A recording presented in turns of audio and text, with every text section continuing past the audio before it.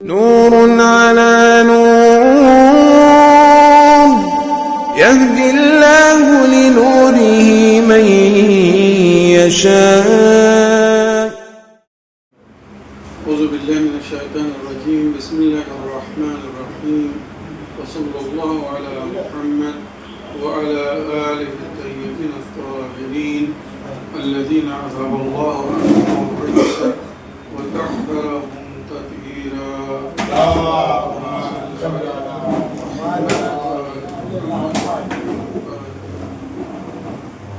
والصلاة الدائمة الباقية على أعدائهم ومنكر فضائلهم وغاصب حقوقهم أجمعين من يوم عداوتهم إلى قيام يوم الدين. أما بعد عباد الله، أوصيكم ونفسي بتقوى الله، فإن التقوى خير الزاد وبها المعاد، وتنفع يوم لا ينفع فيه مال ولا بنون إلا من أتى الله بقلب سليم. وصلى الله على محمد وعلى آله الطيبين الطاهرين. اللهم صل على محمد. اما بعد، میرے محترم سامعین، ناظرین، حاضرین، آج 15 رمضان ہے، روز ولادت امام حسن علیہ السلام ہے. ہم آپ کی خدمت میں ہدیہ تبریک و تہنیت پیش کرتے ہیں. پھر ہم سب مل کر امام وقت کی خدمت میں مبارکباد پیش کرتے ہیں. امام زمانہ کی خوشنودی کے لیے ایک مرتبہ باآواز بلند صلوات. اللہم صل علی محمد. 15 رمضان کی دینی مناسبات سے جو باتیں لکھی گئی یا آج کی تاریخ جو ہے ہسٹری ہے، سب سے پہلے امام حسن علیہ السلام کی ولادت ہوئی تھی 3 ہجری میں مدینے میں. ہم اس سلسلے میں تفصیلی گفتگو آگے کریں گے. اس کے علاوہ جو اور دینی مناسبتیں ہیں میں وہ بتا دوں، پھر انشاءاللہ امام حسن کے حوالے سے مختصر گفتگو کریں گے. آج ہی کے دن یعنی 15 رمضان 37 ہجری میں مولا علی علیہ السلام نے محمد بن ابی بکر کو مصر کا گورنر بنا کر بھیجا تھا. کیا دیکھیں، محمد ابن ابی بکر کا بیٹا تھا، لیکن مولا علی کہتے تھے محمد ابن من صلب ابی بکر، محمد میرا بیٹا ہے ابو بکر کے صلب سے، کیونکہ محمد اپنے باپ کے خلاف مولا علی کے ساتھ رہتا تھا. ہمیشہ اس نے اپنے باپ کا کبھی ساتھ نہیں دیا، ہمیشہ مولا علی کے ساتھ رہتا تھا، مولا علی کو ہی حق مانتا تھا. اسی لیے مولا علی نے محمد کو اپنا بیٹا بنایا تھا اور اتنا بھروسہ کیا تھا کہ اس کو مصر کا گورنر بنا کر بھیجا تھا. آج کے دن 15 رمضان کو یاد رکھیے گا.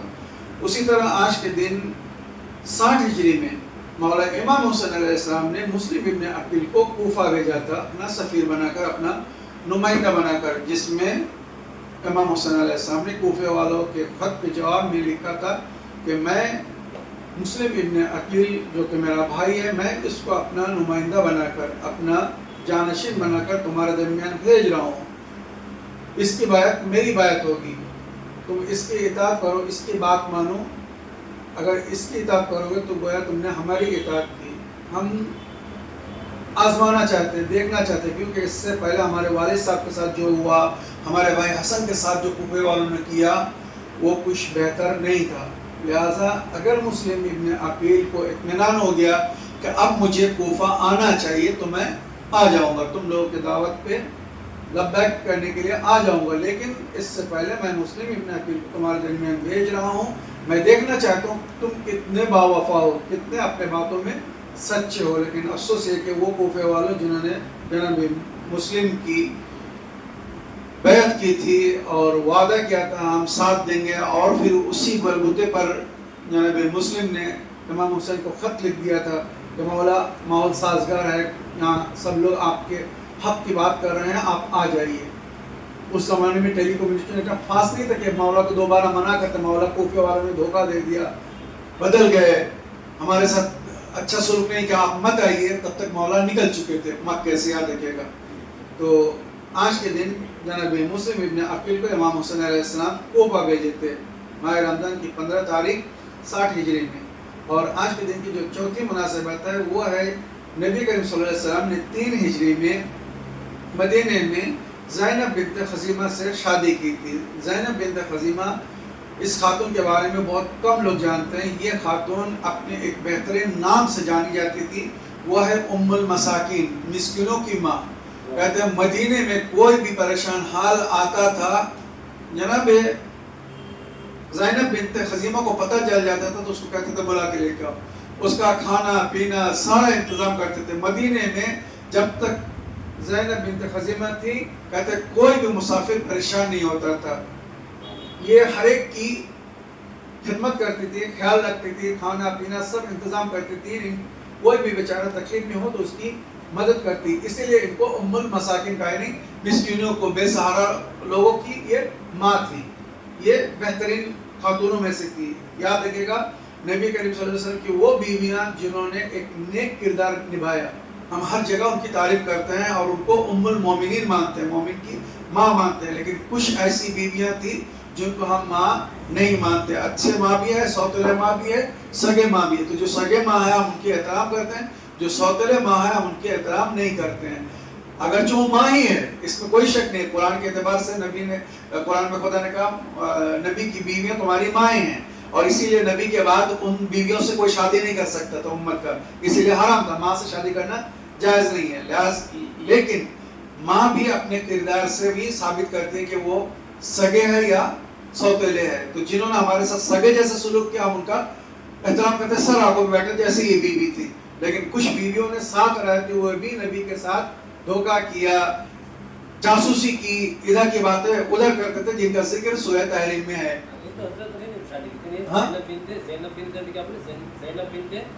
ज़ैनब बिन्त हज़ीमा नहीं, रसूल खुदा की बीवी थी। आज के दिन की जी जी, आज के दिन की थी, 3 रमज़ान, 15 रमज़ान। उम्मुल मसाकिन इनका लक़ब है, इनका लक़ब है। इनको पुकारा जाता था उम्मुल मसाकिन कह के, क्योंकि ये मिस्कीनों का ख्याल रखती थी, हर एक का ख्याल करती थी, इसलिए इनको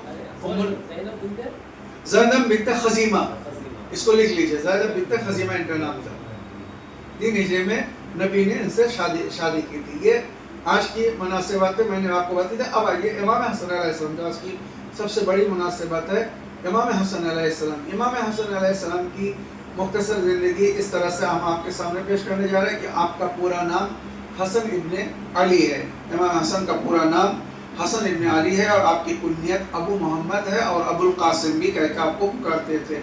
और आपके अलकाब जो है वो मुश्तबा है, जो आपके नाम के साथ ज़्यादा इस्तेमाल होता है, हसन मुश्तबा कहा जाता है, जिसको अल्लाह ने चॉइस किया, सेलेक्ट किया अपने बंदों की हिदायत के लिए। इस तरह ज़की, पाक, तैयब, सैयद, यानी याद रखें सबसे पहले दुनिया में नजीबुत तरफ़ैन जो सैयद बच्चा इस दुनिया में पैदा हुआ वो इमाम हसन थे। माँ भी सैदानी, बाप भी सैयद, यानी फरी दोनों तरफ से सैयद खानदान से थे, इसीलिए इनको नजीबुत तरफ़ैन सैयद कहा जाता है। और इसीलिए शायद हसन सैयद दुनिया में मशहूर भी है। सैयद अपना किरदार और अखलाक से पहचाने जाते थे। इसीलिए बीबी ज़हरा ने फरमाया अगर कोई सैयद होने का दावा करे तो उनके उसमें 3 चीज़ें देखो, यानी 3 चीज़ें उसमें हतमन पाई जाएगी और 3 चीज़ें उसके अंदर कभी नहीं पाई जाएगी। वो 3 चीज़ें जो सैयद में पाई जाएगी, हमेशा पाई जाएगी, वो सबसे पहले उसका हुस्न अखलाक, उसका किरदार अच्छा होगा। सैयद कभी बद किरदार नहीं हो सकता, याद रखिएगा।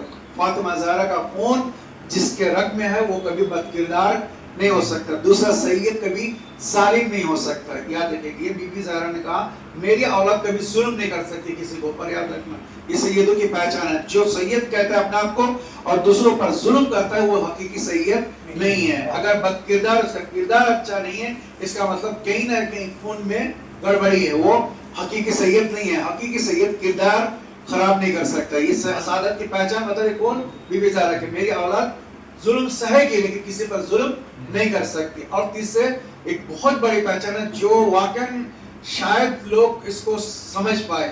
बीबी ज़हरा ने कहा मेरी औलाद यानी सैयद चाहे लड़का हो या लड़की कभी जिंदगी में ज़िना नहीं कर सकते।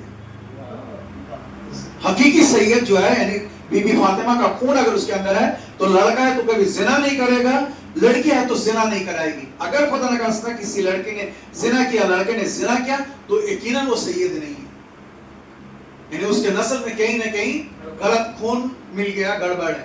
حقیقی سید کبھی زنا نہیں کرے گا، کبھی چاہے وہ مرد ہو یا عورت ہو، اور ظلم نہیں کرے گا، اور کردار کے اعتبار سے اخلاق کا اچھا ہوگا. یہ ساری پہچان ہے. بہرحال تو کہتے ہیں حسن سید اس لیے دنیا میں مشہور ہے. ویسے بھی سید اس کے ایک نسلی اثر ہوتا ہے خوبصورتی کے اعتبار سے، اخلاق اور کردار کے اعتبار سے، لیکن حسن سید جو دنیا میں مشہور ہے خوبصورت بھی ہوتا ہے، اخلاق کے بھی اچھے ہوتے ہیں، خوبصورت بھی ہوتے ہیں. اسی لیے عموماً عراق میں حسن سید بہت پائے جاتے ہیں. ہمارے یہ جو حکیم خاندان ہے پورا حسن سید ہے. اور یہ جو آپ لوگ شاید بہت کم لوگ جانتے ہیں، یہ جو قادری مسلمان ہے، اہل سنت کے فرقہ قادری، عبدالقادر جیلانی کے ماننے والے، ان میں بھی سید ہے، یعنی ان میں بھی سید ہے، اور یہ حسنی سید ہے. یہ اپنے آپ کو حسنی سید کہلاتے ہیں. تو یہ امام حسن کی نسل ہے. یہ لوگ آپ کے والد علی ابن ابی طالب، آپ کی ماں فاطمہ زہرا سلام اللہ علیہا، آپ کی روز ولادت منگل، امام حسن علیہ السلام 15 رمضان 3 ہجری میں منگل کے دن مدینہ میں پیدا ہوئے تھے. اور آپ کی جو اولاد ہے وہ 15 کے قریب بتایا گیا، 15 یا بعض 17 18 اولادیں ہیں، مختلف بیویوں سے الگ الگ اولادیں ہیں. آپ کی ٹوٹل عمر جو وہ 47 سال کے. اس 47 سال میں 10 سال آپ کی امامت کی پیریڈ ہے، 40 سے لے کر 50 تک. 40 ہجری میں آپ کے والد کو شہید کر دیا گیا، اس کے بعد آپ کی امامت کی ذمہ داری شروع ہوئی، اور پھر 50 میں آپ کو بھی شہید کر دیا گیا جودہ بنت اشعث کے ذریعے. معاویہ نے، یاد رکھیے گا، مولا علی سے جنگ لڑی تھی حکومت حاصل کرنے کے لیے، خلافت حاصل کرنے کے لیے. جب کامیاب نہیں ہوا، جنگ میں ہار گیا، صفین کا میدان آپ پورا واقعہ جانتے ہیں، تب اس نے، معاویہ نے ایک چال چلی کہ علی کے قریب لوگوں کو خریدو، جو علی سے قریب آرام سے جا سکتے ہیں. ہر کوئی علی تک پہنچ بھی نہیں سکتا تھا، علی کے قریب جا سکے اور میرا کام کر دے. تو یہ عبد الرحمن ابن ملجم، یاد رکھیے کہ یہ جنگ صفین میں معاویہ کے خلاف مولا علی کے ساتھ تھا.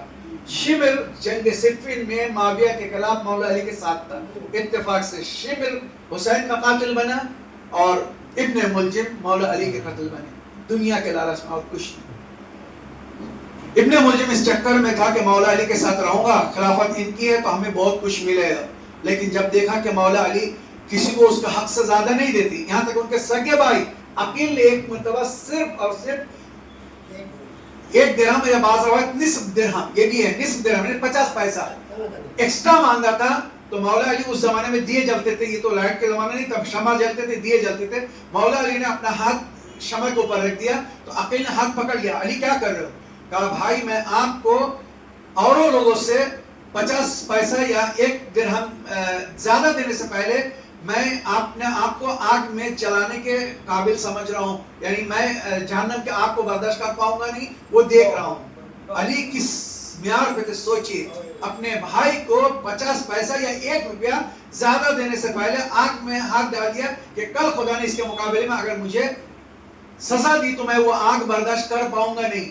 عقیل نے کہا میرے بھائی مجھے نہیں چاہیے، عقیل نے کہا میرے بھائی مجھے نہیں چاہیے. مولا علی سے جو لوگ چڑھتے تھے اس کی مین وجہ تھی کہ علی انصاف پسند تھے، علی حق بولتے تھے اور انصاف پسند تھے. انصاف سے زیادہ کسی کو اس کے حق سے زیادہ نہیں دیتے تھے، کم بھی نہیں دیتے تھے، زیادہ بھی نہیں دیتے تھے. یہ علی کے انصاف کی بات تھی. جو کہتے ہیں معاویہ نے دیکھا کہ علی کو ہم ایسے نہیں مار سکتے، سامنے سے جنگ سے نہیں مار سکتے، تو اس نے کہا کہ معاویہ نے ابن ملجم کو بلایا. بلانے کا وقت تم علی کے ساتھ رہو گے، تمہیں زندگی میں کچھ نہیں ملنے والا. علی مفت میں کچھ نہیں دیتا ہے، ہر ایک کو اس کا حق دیتا ہے. علی کو کسی صورت سے مار ڈالو، اس کے بعد حکومت میری ہوگی، خلافت میری ہوگی، میری ریاست میرے خلافت میں تمہیں عہدہ بھی ملے گا، پیسہ بھی ملے گا. دنیا کے لالچ میں بدبخت نے اپنے دین کو تباہ کر دیا. اور اس کو صفین سے واپس آ کے یہی ابن ملجم تھا جو مولا کے پاس آ کے بہت میٹھی میٹھی باتیں کر رہا تھا. تو ابن ملجم کو مولا علی نے پیشین گوئی کر دی تھی کہ اے ابن ملجم، اے عبد الرحمن، اس کا اصل نام ہے عبد الرحمن، اے عبد الرحمن عنقریب تو ہی مجھے قتل کرے گا، عنقریب تو ہی مجھے قتل کرے گا. عبد الرحمن سر پہ ہاتھ رکھ کے بولتا ہے مولا میں آپ کی طرف سے لڑتا ہوں، آپ کے پاس رہتا ہوں، میں آپ کو قتل کروں گا. کہاں دنیا کے لالچ میں تو بھول جائے گا تیرا مولا کون ہے. اسی لیے ابن ملجم نے جب، یعنی عبد الرحمن نے جب ضربت لگائی تو امام علی نے اس سے کیا کہتا ہے، اے عبد الرحمن کیا میں تیرا اچھا امام نہیں تھا؟ کیا میں نے تیرے ساتھ انصاف نہیں کیا؟ کیا کہ میں نے تیرا خیال نہیں رکھا؟ تو نے میرے بچوں کو یتیم کیوں کیا؟ یہ مولا علی کا جملہ تھا ضربت لگنے کے بعد عبد الرحمن، کیونکہ اس سے پہلے بول چکے تھے تو ہی دنیا کے لالچ میں مجھے مارے گا. تو جس طرح سے عبد الرحمن ابن ملجم نے دنیا کے لالچ میں مولا علی کو مارا تھا، اسی طرح سے جعدہ بنت اشعث نے دنیا کے لالچ میں یزید کے باپ نے کہا تھا تو نے اگر حسن کو مار دی، کیونکہ سلو نامہ میں طے پایا تھا کہ اگر حسن کی زندگی میں معاویہ مر گیا تو یہ دوبارہ عہدہ امام حسن کو واپس جائے گا. اگر خدا نہ خواستہ حسن گزر گئے تو یہ عہدہ معاویہ کے پاس رہے گا اور معاویہ کے بعد یہ امام حسین کے پاس جائے گا. معاویہ نے سوچا کہ میں اپنے بیٹے کے لیے راستہ اگر ہموار نہیں کروں گا تو میرا جو یہ کپتر ہے یزید ہے، اس کو نالائق کو کوئی نہیں مانے گا، لہٰذا مجھے ہی اپنی زندگی میں اس کے لیے کچھ کر کے جانا پڑے گا. اور یہ مشورہ اس کو مغیرہ بنت اشعث نے دیا تھا، یاد رکھیے گا.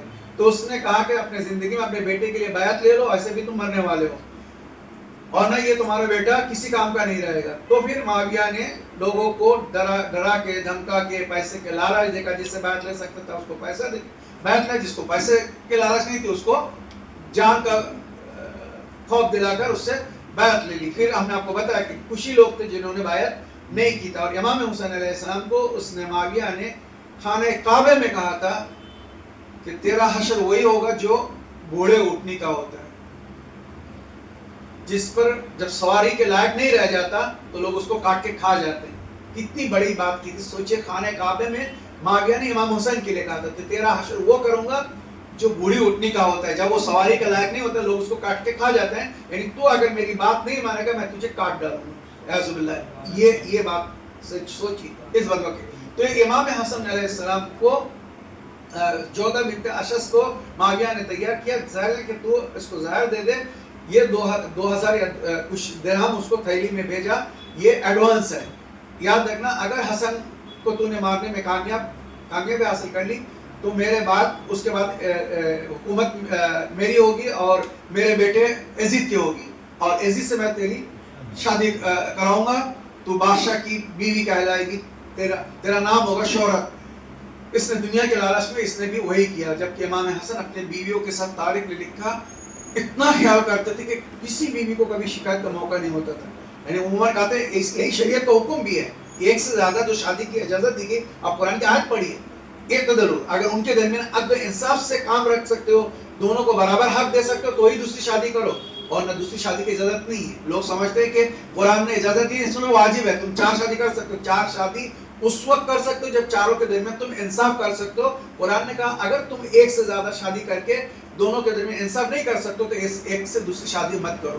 اور خاص کر کے پہلی بیوی اگر مومنہ ہے، وہ تمہاری ضرورتیں پوری کر رہی ہے، چاہے وہ جسمانی ضرورت یا معنوی ضرورت، تو تم اس کی اجازت کے بغیر شادی مت کرو. لیکن ہمارے یہاں لوگ یہ سب رعایت نہیں کرتے، شادی کا موقع آتا ہے سب بھول جاتے ہیں.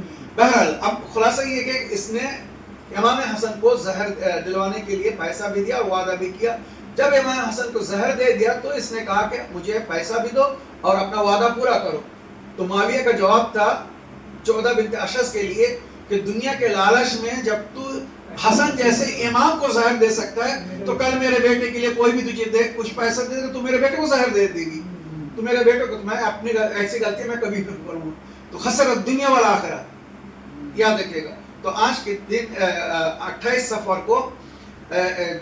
صفر جمعرات کے دن امام حسن کو زہر دیا گیا تھا 50 ہجری میں، جس کے بعد آپ شہید ہو گئے. اور روزے کے حالات میں آپ کو زہر دیا گیا. دیکھیں جب خالی پیٹ ہو انسان تو زہر کا اثر جلد ہوتا ہے. تو کہتے جیسے ہی امام حسن نے افطاری کے لیے پانی مانگا، اس نے کہا میں آپ کے لیے بہترین شربت بنا کر لائی ہوں، آج آپ اس سے روزہ کھولیے.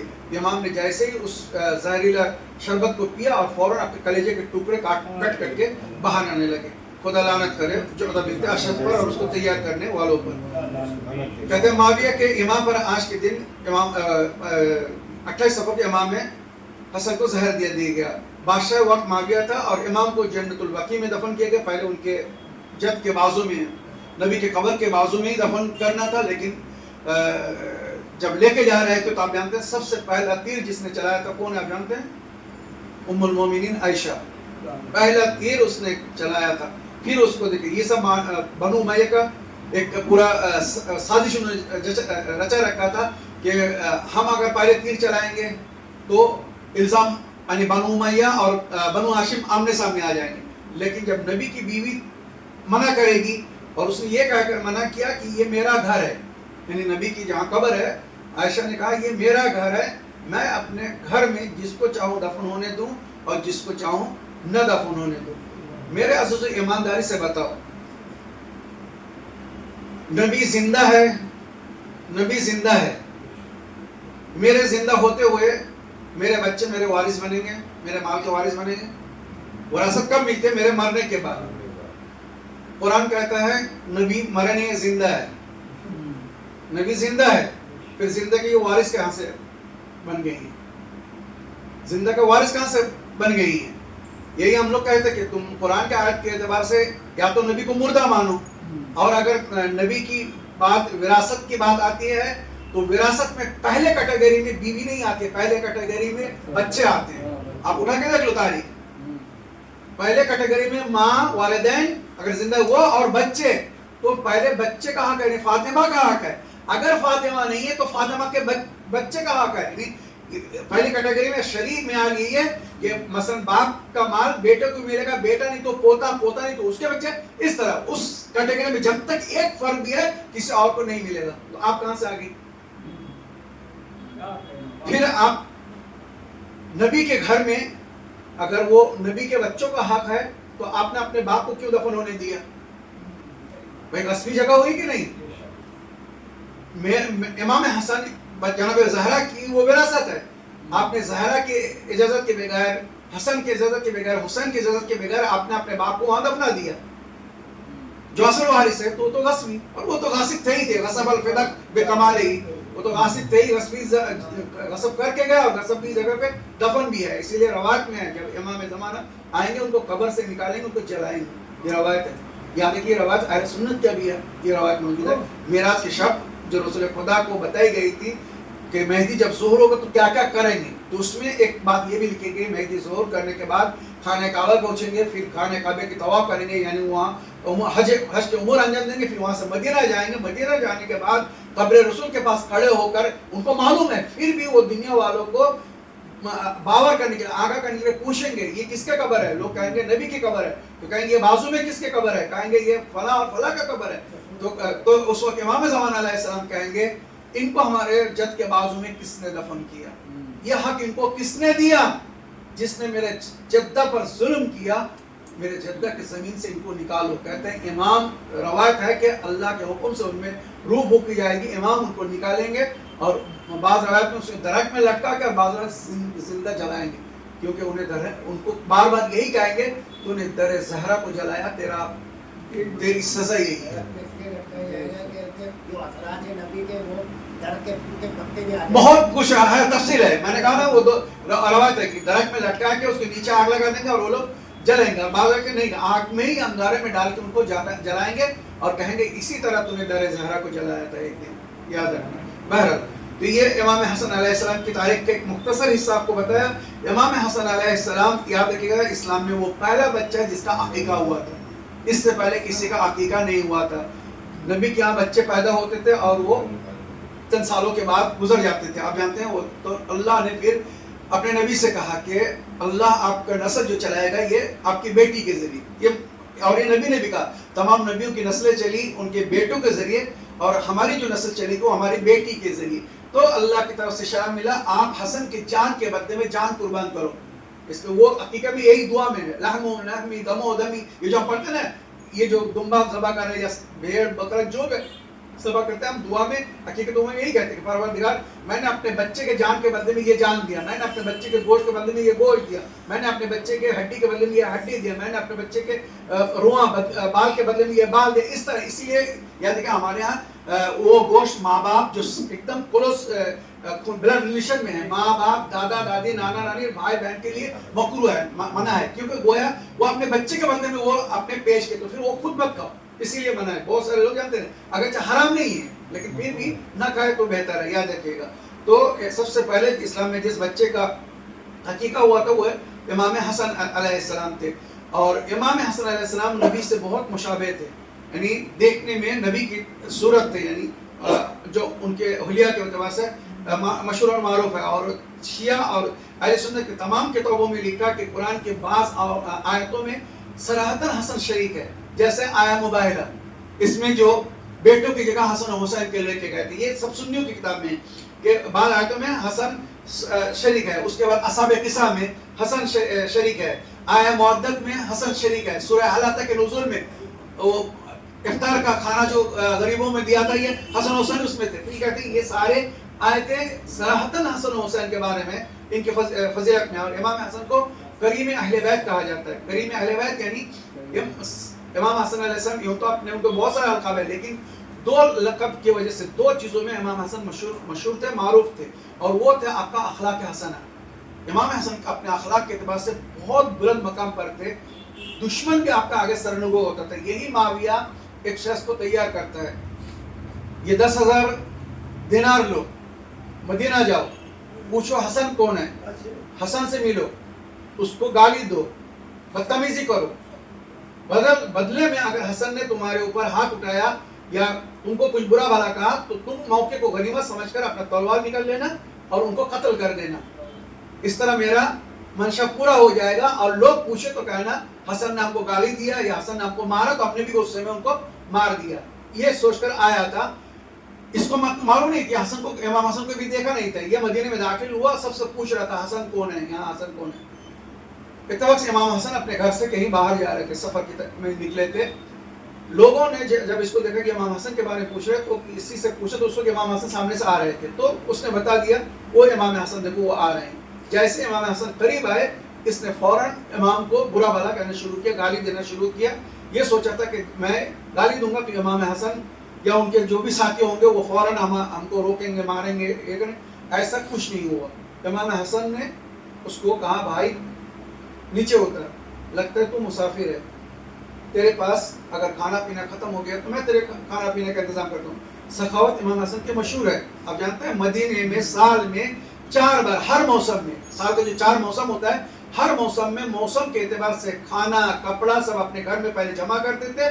اس کے بعد گھر کا دروازہ کھول کے وہاں سے چلے جاتے تھے تاکہ کسی کو گھر سے کوئی سامان اٹھاتے ہوئے شرمندگی محسوس نہ ہو. کس طرح سے گھر کا دروازہ کھول کے چلے جاتے تھے اور مسجد نبوی میں اعلان کر دیتے تھے کہ تم لوگ مدینے میں خبر عام کر دو, جس کو جو ضرورت ہے وہ میرے گھر سے آ کے لے کے جائے, اطراف میں اپنے رشتہ داروں کو تک یہ خبر پہنچا دو, جو بھی ہو کہ آج حسن کا گھر کا دروازہ کھلا ہے, آپ کو جو ضرورت ہو اب آ کے لے کے جاؤ. اس طرح سال میں 4 بار اپنے گھر کا دروازہ اوپن کر دیتے تھے اور اپنے سامان کو اس طرح رائے میں خرچ کر دیتے تھے. یہی دیکھ کر معاویہ کہتا تھا, مشورہ دیتا تھا امام حسن کو کہ حسن یہ سب لٹاؤ مت, اپنے بچوں کے لیے جمع کرو, تمہارے بچوں کے بعد میں کام آئیں گے, یہ سب لٹا کے کیا ملے گا, کیوں دے رہے ہو. تو امام حسن کہتے تھے معاویہ کو اپنا مشورہ اپنے پاس رکھو, مجھ کو کوئی دے رہا ہے تو میں دے رہا ہوں. آج میں نے ہاتھ روک لیا, کل اس نے بھی اگر ہاتھ روک لیا تو میں کیا کروں گا. مجھے بھی کوئی دے رہا ہے تو میں دے رہا ہوں, اگر میں نے دینا بند کر دیا کل وہ بھی دینا مجھے بند کر دے گا. یاد رکھیے گا 12 اماموں میں صرف ایک امام حسن ہے جو بادشاہوں کی طرح زندگی گزار کی گئی.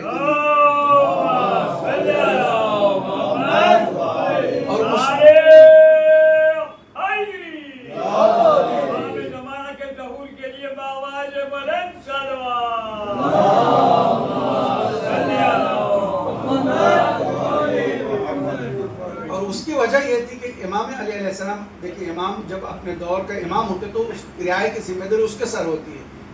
ایک امام کے ہوتے ہوئے دوسرے امام کے سر پہ وہ ذمہ داری نہیں آتی. وہ اپنے اخلاق سے جو بھی کر سکتے ہیں, لیکن ذمہ داری امام کی ہے. تو مولا علی علیہ السلام اسی لیے بہتر نہیں کھاتے تھے, بہتر نہیں پہنتے تھے کہ کل کوئی یہ تانا نہ دے کہ علی میں پریشان ہوں اور آپ عیش کی زندگی گزار رہے ہیں. تو مولا اس لیے سادگی کی زندگی کر رہے. اس وقت امام حسن کیونکہ ان کے اوپر وہ رعایا کی ذمہ داری نہیں تھی, تو امام حسن علیہ السلام جو ہے وہ باغات خریدتے تھے, فصل اگاتے تھے, تجارت کرتے تھے. امام کو یہ موقع ملا تھا. امام یعنی یاد رکھیے کہ امام اپنے پیسے سے عیش کرتے تھے, دوسرے کے پیسے سے نہیں. اور یہ بھی اللہ کی نعمتوں کا ایک شکر ہے. امام نے فرمایا اگر اللہ نے تم کو نوازا ہے تو تم اپنے دولت کو چھپاؤ مت. بعض لوگ بمبئی میں, میں جانتا ہوں, نام لینے کی ضرورت نہیں ہے, لوں گا بھی, اب سمجھ جائیں گے, کروڑ پتی انسان ہے, لیکن اس کو دیکھ کے ایسا لگے کہ اس کو زکات دینا چاہیے, خمس دینا چاہیے. اتنا غربت حال میں اپنے آپ کو رکھے گا. صرف کیوں پتا ہے تاکہ لوگ اس سے مانگ نہ دیں. کہ اگر میں سوٹ بوٹ میں رہوں گا, اچھا حالت میں رہوں گا, کوئی بھی دوست مانگ لے گا, کوئی بھی آدمی آ کے سیٹ کچھ دے دو, تو وہ اپنے آپ کو اس لیے غربت میں رہے. بہت سارے لوگ ہیں. تو یہ بھی کفران نعمت ہے. اللہ نے تم کو نوازا, تم اسی حساب سے رہو. یعنی یہ نہیں کہا کہ تم ضرورت سے زیادہ خرچ کرو، لیکن تم اگر اچھا صاف ستھرا کپڑا پہن کے رہو تو اسی طرح اپنے آپ کو ٹیچر حال میں مت رکھو. یہ ناشکری ہے کہ خدا نے تم کو نوازا اور تم پھر بھی اپنے آپ کو محروم بنا کے رکھے ہو. کہتے ہیں کہ کنجوس جو ہے وہ دنیا میں بھی پریشان رہے گا، آخرت میں بھی پریشان رہے گا. یعنی دنیا میں خود نہ کھایا نہ کھلایا، اور آخرت میں وہ بھی حساب دینا پڑے گا جو نہ کھایا اور اس کے پیچھے دوسرے لوگ کھا رہے ہیں. یاد رکھیے گا. تو امام حسن علیہ السلام اپنی سخاوت کی وجہ سے بھی بہت مشہور تھے. معروف تھے. یزید کے باپ نے جب اس شخص کو بھیجا تو اس نے آتے ہی گالی دینا شروع کیا. جب گالی دی امام نے اس سے پوچھا بھائی تو اگر تکلیف میں ہے تو بتا، میں تیرا کیا کام کر سکتا ہوں، کیا کام ہے، تو مجھے جانتا بھی نہیں، مجھے پہچانتا بھی نہیں، تو اچانک آ کے مجھے گالی کیوں دے رہا ہے. پھر امام نے بہت اخلاق سے اس کو گھوڑے سے کہا اتر آ، تو مسافر ہے تو میں تیرے رہنے کا انتظام کروں، کھانے پینے کا انتظام کروں، تیری ضرورت کیا تو بتا دے، میں سب پورے کرنے کو تیار ہوں. اس نے امام حسن جب یہ اخلاق، کیونکہ یزید نے کہہ کے بھیجا تھا کہ تم گالی دو گے تو مقابلے میں وہ تم کو گالی دے گا، تم برا بھلا کو وہ بھی تم کو برا، اور یہ تم کو تمہارا مقصد حاصل ہو جائے گا، فوراً ان کو مار دینا، میرا راستہ آسان ہو جائے گا. اس نے جب یہ اخلاق دیکھے تو وہ قدموں پر سر رکھ دیا. مولا مجھے غلط بتایا گیا تھا، مجھے یزید کے باپ نے معاویہ نے یہ پیسہ دے کے بھیجا تاکہ میں آپ کو گالی دوں، آپ کو برا بھلا کہوں، اور غصے میں اگر آپ نے مجھے ایسا کچھ بھی بدسلوکی کی تو مجھے تلوار بھی دیا گیا کہ میں آپ کو قتل کر دوں. مولا مجھے معاف کر دیجیے، آپ کریم ابن کریم ہے، اتنا اچھا انسان جس کو میں نے اتنی گالی دی، اگر میں عرب میں کسی کو اتنی گالی دیا ہوتی تو اب تک وہ میری 10 دھلائی کر چکا ہوتا. مولا آپ نے مجھے معاف کر دیا، میں آپ کا شکر گزار ہوں. مولا مجھے معاویہ نے یہ پیسہ دیا، یہ پیسہ مجھے چونکہ آپ کو مارنے کے لیے دیا تھا، میں آپ کو ماروں گا نہیں، یہ پیسہ میں آپ کو دے دوں، آپ رکھ لیجیے. مولا امام حسن علیہ السلام کہا نہیں، یہ تمہارا حق ہے. اس نے تم کو ہم کو گالی دینے کے لیے کہا، تم نے ہم کو گالی دیا، جو برا بھلا کہہ سکتے تم نے سب کچھ کیا، میں نے تم کو کچھ بولا، میں نے تم کو معاف کر دیا، تم اس کا حقدار ہو، تم لے لو. معاویہ کو واپس کرنے کی بھی ضرورت نہیں. کہا مولا پھر ایک کام کرتا ہوں، معاویہ نے مجھے سپاری دی تھی آپ کو مارنے کے لیے، اب یہ 10,000 میں آپ کی طرف سے سپاری مان لیتا ہوں اور اس کو جا کے قتل کر دیتا ہوں. میں آپ کی طرف سے یہ سپاری مان لیتا ہوں اور جا کے اس کو قتل کر دیتا ہوں. امام حسن نے کہا نہیں، ایسا مت کرنا، جو کام اس نے بدبخت نے کیا اگر میں بھی وہی کروں گا تو مجھ میں اور اس میں فرق کیا رہ جائے گا. امام حسن کی خصوصی کے لیے بآواز بلند سلوات.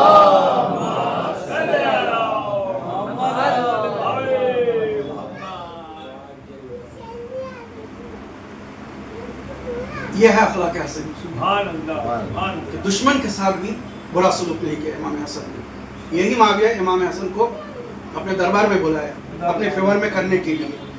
اور جب امام حسن جانے لگے تو اس نے پہلے سے سیٹنگ کر رکھا تھا کہ میں ایک بڑا اماؤنٹ حسن کو دوں گا خریدنے کے لیے، یعنی حسن کو میں خرید دوں گا. اگر اس نے میری بات مان لی اس کی بھلائی ہے، اگر اس نے میری پیشکش کو قبول نہ کیا، میرے تحفہ کو قبول نہ کیا اور میری انسلٹ کی تو دربار میں کہہ دیا تھا کہ باہر نکلتے ہی اس کو قتل کر دینا. امام حسن تھے، سب سمجھ رہے تھے. امام حسن جب اس کے دربار سے نکلنے لگے تو وہ بھی چھوڑنے آیا پیچھے اور امام کو کچھ 10,000 یا 20,000 کی اشرفی کی تھیلی دی، سونے کے جو پیسے ہوتے ہیں اشرفی تھیلی دی. کہا حسن یہ میرے طرف سے تحفہ قبول کر لیجئے. کہا کہ میں یہ قبول نہیں کر سکتا. کہا اس کے مقابلے میں مجھے اب بات ہو گئی کہ جب دیکھا کہ امام حسن میری بات سننے کو تیار نہیں، کہا اس کے مقابلے میں مجھے کچھ نہیں چاہیے، آپ ایسے ہی لے جائیے. کہا ہم ایسے بھی نہیں لیں گے، کیونکہ امام جانتے تھے کہ اس کا ایک احسان رہے گا میرے اوپر، یہ دنیا کو بتائے گا کہ میں نے امام حسن کو اتنا پیسہ دیا، لے جائیے. بہرحال چونکہ اس نے سازش کی تھی کہ اگر امام حسن نے ہماری عزت بے عزتی کی اور نہ لیا تو اس کو قتل کر دے، امام نے اس کی چال سے اس کو مارا. امام نے وہ تھیلی لے لی، کہتے ہیں اس کو بے عزتی در بے عزتی. امام نے اس سے تھیلی لی اور گھر سے باہر نکل رہے تھے کہ اتنے میں اس کے خادم نے آپ کی جوتی صحیح کر دی. امام نے وہ 10 یا 20,000 کی تھیلی اس کو دے دی. سود کو اس کو دے دیا، اس کو بتا تیری اوقات کیا ہے تھیلی کا، اس کو دے دیا. جیسے دے دیا تو معاویہ کہنے لگا خادم سے جو غلام تھا، یہ امام حسن کہا کہ یہ تم کو نہیں دیا، ان کو دیا. امام حسن نے کہا اس نے میرے ساتھ حسن سلوک کیا، اس نے میری جوتی صحیح کر دی تو میں نے تحفہ میں اس کو 20,000 دے دیا. معاویہ کے لوگوں کے سامنے اس کی اب معاویہ کچھ نہیں کر سکتا تھا کہ اتنا بڑا دل والا انسان جو جوتا سیدھا کرنے کے مقابلے میں خادم کو اسی کے آدمی کو 10,000 یا 20,000 دے دیا, کہتے ہیں اسی کے جوتے اس کے سر مارا امام حسن علیہ السلام نے, پھر وہاں سے نکلے. تو کہتے ہیں اس طرح امام حسن اپنے اخلاق اور اپنے سخاوت کی وجہ سے مشہور و معروف تھے. یاد رکھیے یہ چیز ہے. اسی لیے امام حسن علیہ السلام کی ایک وصیت بھی, ارے ہو گیا آگے چلو, چلائے گا چلاؤ 5 منٹ سے 5 منٹ لے سکتا ہوں, کہاں گئے 5 منٹ بیٹا. ہاں امام حسن علیہ السلام کے کچھ شیعہ امام حسن سے مل آئے. کچھ لوگ امام حسن کے پاس آئے اور کہا مولا ہم آپ کے شیعہ ہیں, آپ سے ملنے آئے ہیں.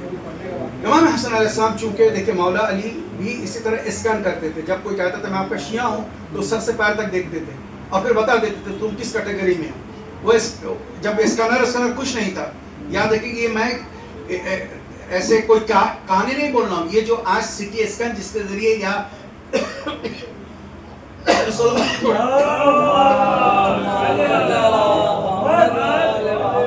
یہ جو ڈی این اے ٹیسٹ ہے, ڈی این اے ٹیسٹ جس کے ذریعے نسل کا پتہ چلاتا ہے, بلڈ ریلیشن کا پتہ چلاتا ہے, خدا کی قسم جس وقت لوگ ڈی این اے ٹیسٹ کے بارے میں تصور بھی نہیں کر سکتے تھے, جانتے نہیں تھے, اس وقت مولا نے یہ ڈی این اے ٹیسٹ کرایا تھا. وہ واقعہ سناؤں گا آپ کو, یاد دلائے گا نیکسٹ درس میں کہ ایک عورت نے اپنے ہی بیٹے کے ساتھ خیانت کیا تو امام نے فرمایا اس کو بیٹا ماننے سے وہ عورت انکار کر رہی تھی.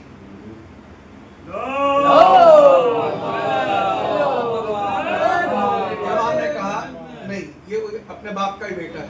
تو پھر اس کے قبر سے ہڈی منگایا, وہ تفسیر واقعہ, ناک میں لگایا تو فوراً ناک سے خون آ گیا. یہ first D N A test ہے دنیا کا, یاد رکھیے گا. وہ ہڈی جیسے سنگا اس کے ناک سے خون آ گیا. امام نے بتایا یہ اسی کا بچہ ہے اور نہ اس کے ناک سے کبھی خون نہیں آتا. اسی طرح وہ خون ملاتے ہیں بلڈ ٹیسٹ والے. بہرحال امام حسن علیہ السلام کے متعلق جو آخری بات وہ یہی ہے کہ امام حسن سے کچھ لوگ ملنے آئے اور کہا ہم آپ کے شیعہ ہیں. تو امام حسن علیہ السلام نے ان کو دیکھا اور دیکھنے میں کہا میرے بھائی ایسا دعویٰ مت کرو جس کا تم حق نہیں رکھتے ہو. اپنے آپ کو ہمارا شیعہ کہہ کر خود کو اور ہمیں خدا کے آگے شرمندہ مت کرو. جس بات کا تم حق نہیں رکھتے ہو اس کا دعویٰ مت کرو. ہمارا شیعہ ہونا اتنا آسان نہیں ہے. شیعہ کا مطلب کیا ہے؟ ہمارے نقش قدم پہ چلنے والے فالوورز. زندگی کا ہر ایک قدم پہ تم ہمیں فالو کرو گے, جو ہم کریں وہ کرو گے یا جو ہم کہیں وہ کرو گے. کیا تم ایسا کرتے ہو؟